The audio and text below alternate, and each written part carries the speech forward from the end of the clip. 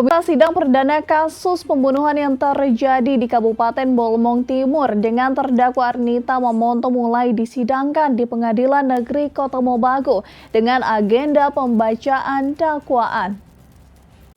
Sidang perdana dengan nomor perkara 201-PID-P-2024-PNKTG dengan terdakwa Arnita Mamonto alias Aning, yaitu kasus pembunuhan dengan cara dimutilasi terhadap TAM alias ZA, bocah perempuan berusia 8 tahun, digelar di Pengadilan Negeri Kota Mobagu pada Senin kemarin.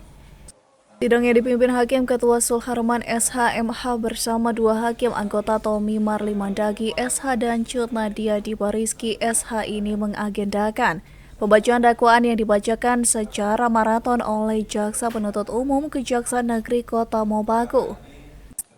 Masing-masing Teresia Pinky SH, Yohanes Simarmata SH, dan Kadek Anggara SH.